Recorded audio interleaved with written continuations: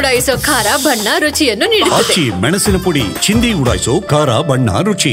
ಸರ್ಕಾರ ಪರ್ಮಿಷನ್ ಕೊಟ್ಟಿತ್ತು, ಏನಾದರೂ RCB ಗೆದ್ದರೆ ವಿಧಾನಸೌಧದ ಮುಂಭಾಗದಲ್ಲಿ ಕಾರ್ಯಕ್ರಮ ಮಾಡಲಿಕ್ಕೆ ಸರ್ಕಾರ ಅನುಮತಿ ಕೊಟ್ಟಿತ್ತು. But conditions apply. 19 ಷರತ್ತುಗಳಿದ್ವು. ಅಲ್ಲಿ ಯಾವುದೇ ಕಾರಣಕ್ಕೂ ಈ ಮೆಟ್ಲುಗಳು, ಪ್ರತಿಮೆಗಳು, ಅಲ್ಲಿ ಗ್ರೀನ್ರಿ ಯಾವುದೇ ರೀತಿ ತೊಂದರೆ ಆಗಬಾರ್ದು. ಏನಾದರೂ ಆದರೆ ದುರಸ್ತಿ ನೀವೇ ಮಾಡಿಕೊಡ್ಬೇಕು ಅಂತ. ಮಾಡಿಕೊಡ್ಲಿ. ಈಗ 11 ಜನ ಸತ್ರಲ್ಲ, ಯಾವ ರೀತಿ ದುರಸ್ತಿ ಮಾಡ್ತೀರಿ? ಎಂದೂ ಕೂಡ ಬರಲ್ಲ ಹೋಗಿರುವಂಥ ಜೀವ. ಸಂಚಾರ ವ್ಯವಸ್ಥೆಗೆ ಅಡಚಣೆ ಆಗಬಾರ್ದು. ಸರಿ, ಆ ಸಂಚಾರ ವ್ಯವಸ್ಥೆಗೆ ಅಡಚಣೆ ಆಗಬಾರ್ದು ಅಂತ ಅಂದರೆ ಅದನ್ನು ವ್ಯವಸ್ಥೆ ಮಾಡುವಂಥವ್ರು ಯಾರು? ಪೊಲೀಸ್ ಇಲಾಖೆಯ ಸಮನ್ವಯದ ಜೊತೆಗೆ ಇದೆ.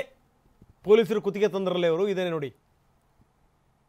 ಕಚೇರಿ ಕೆಲಸಗಳಿಗೆ ಯಾವುದೇ ತೊಂದರೆ ಆಗ್ಬೋದು ಬಿಡಿ, ಇವೆಲ್ಲ ಓಕೆ. ಇದರಲ್ಲಿ ಒಂದು ವೆರಿ ಇಂಪಾರ್ಟೆಂಟ್ ಪಾಯಿಂಟ್ ಇದೆ. ಅದು ನಾನು ಆಗಲೇ ಹೇಳಿದೆ, ಅದನ್ನು ಮತ್ತೊಂದು ಸರಿ ಹೇಳಲೇಬೇಕು ನಾನು.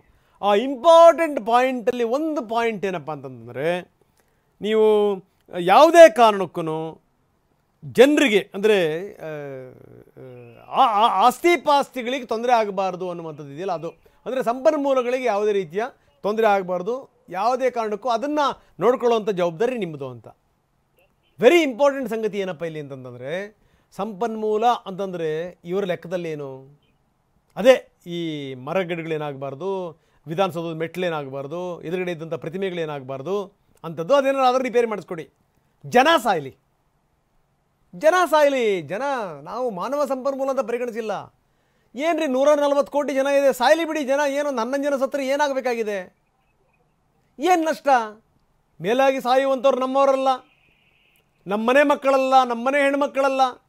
ನೋಡಿ, ಈ ದೇಶದಲ್ಲಿ ರಾಜಕಾರಣಿಗಳ ಮಕ್ಕಳು ಸತ್ತರೆ ಮಾತ್ರ ಬೆಲೆ ಇದೆ. ಆಗರ್ಭ ಶ್ರೀಮಂತರ ಮಕ್ಕಳು ಸತ್ತರೆ ಮಾತ್ರ ಬೆಲೆ ಇದೆ. ದೊಡ್ಡವರು, ಸ್ಟಾರ್ಗಳು ಅಂದರೆ ಎಲ್ಲ ರಂಗಗಳಲ್ಲಿ, ಸಿನಿಮಾದವರು ಅಂತಲ್ಲ, ಅಂಥವ್ರ ಮಕ್ಕಳುಗಳು, ಇದ್ದಂಥವ್ರ ಮಕ್ಕಳುಗಳು, ಉಳ್ಳವರ ಮಕ್ಕಳುಗಳು, ಅಂಥವ್ರು ಸತ್ತರೆ ಮಾತ್ರ ಬೆಲೆ ಇದೆ. ಈ ಬೇರೆಯವ್ರ ಸತ್ತರೆ ಯಾಕೆ ತಲೆ ಕೆಡಿಸ್ಕೋಬೇಕು? ಹಿಂಗಾಗೇನು ಅಂತಂದರೆ ಅದು ಇಲ್ಲಿ ಯಾವುದು ಲೆಕ್ಕಕ್ಕೆ ಬರಲ್ಲ. ಇಲ್ಲಿ ಸಾಯಲಿ ಜನ. ಕಾರ್ಯಕ್ರಮ ಆಗಲಿ. ಸತ್ತ ಮೇಲೂ ಕಾರ್ಯಕ್ರಮ ಆಗಿದೆ. ನಿನ್ನೆ ಕೋರ್ಟಲ್ಲಿ ಅದನ್ನೇ ಹೇಳಿದರೆ ಲಾಯರು, ಸತ್ತ ಮೇಲೂ ಕಾರ್ಯಕ್ರಮ ಆಗಿದೆ. ಎಂಥ ಅವಮಾನ ಇದು! ನಾಚಿಕೆ ಆಗಬೇಕು. ಸತ್ತ ಮೇಲೂ ಕಾರ್ಯಕ್ರಮ ಮುಂದುವರೆದಿದೆ. ಗ್ರೇಟ್. ಇದಕ್ಕೊಂದು ಮನಸ್ಥಿತಿ ಬೇಕ್ರಿ. ಇದಕ್ಕೆ ಒಂದು ದೊಡ್ಡ ಮನಸ್ಥಿತಿ ಬೇಕು. ಸಾಮಾನ್ಯ ಜನರಿಂದ ಇದೆಲ್ಲ ಆಗಲ್ಲ.